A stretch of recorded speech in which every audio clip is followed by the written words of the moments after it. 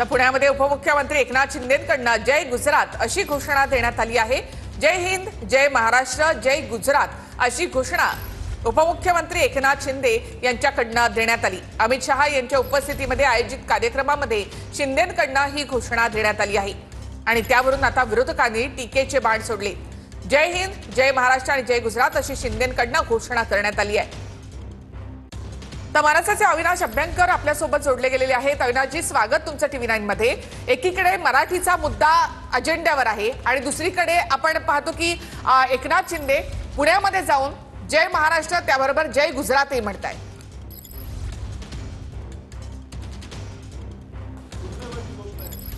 माझ्या महाराष्ट्राचे मराठी उपमुख्यमंत्री म्हणून म्हणजे कोणाचा जय जयकार करायला विरोध नाहीये, परंतु पहिल्यांदा महाराष्ट्रातील शेतकऱ्यांचा जर जय झाला असता तर जास्ती बरं झालं असतं। महाराष्ट्रातील बेकारी गेली असती तर त्यांचा नक्की जय जयकार केला असता। परंतु मला कळत नाही लाचारीची कुठली परिसीमा आहे। मी पूर्ण आदराने विचारतोय, माझे ते उपमुख्यमंत्री आहेत, ते मुख्यमंत्री राहिले होते, आलं का लक्षात?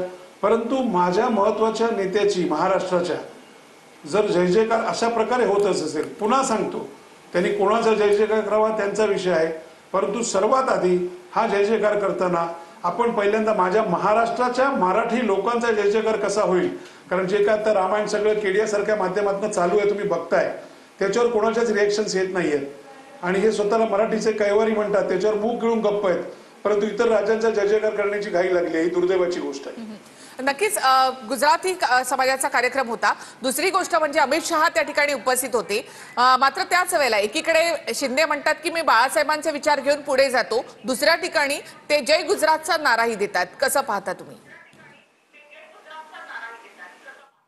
कसं आहे, एक लक्षात ठेवा, जर असं कोणी म्हणत असेल की मी सन्मान्य बाळासाहेबांचे विचार पुढे घेऊन जातो, तर पहिल्यांदा हिंदीचा जिहादच दादा भुसेंनी काढायची हिंमत केली नसती, जर त्या विचारांशी आपण 100% आपण ज्याला म्हणतो फर्म असतात तर। आणि दुसरं पुन्हा सांगतो, कुठल्या राज्याचा जय जयकार करावा हा प्रत्येकाचा विषय आहे, परंतु हा जय जयकार करायच्या आधी सन्मान्य गृहमंत्र्यांसमोर जो केडिया नावाचा स्वतःला व्यापारी समजतो, जो महाराष्ट्र द्रोही आहे, त्यांनी हे फक्त राजसाहेबांना आव्हान दिलेलं नाहीये, त्यांनी आव्हान हे महाराष्ट्रातील 12 कोटी मराठी जनतेला दिलेलं आहे, महाराष्ट्रातील शेतकऱ्यांना दिलेलं आहे, महाराष्ट्रातील व्यापाऱ्यांना दिलेलं आहे, महाराष्ट्रातील तुमच्या माझ्यासारख्या माणसांना दिलंय।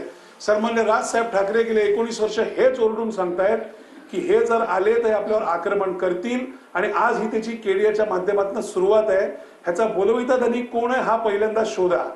त्याचा जर विरोध त्यांनी पहिल्यांदा केला असता, ते जर पहिलं सांगितलं असतं, त्याच्या बाबतीत जर सगळं सुनावलं असतं, तर मग त्यांनी नंतर जय जयकार केला असता तरी हरकत नव्हती, परंतु ते तुम्ही विसरलात आणि मग जय जयकार केलात, ही अत्यंत दुर्दैवाची गोष्ट आहे।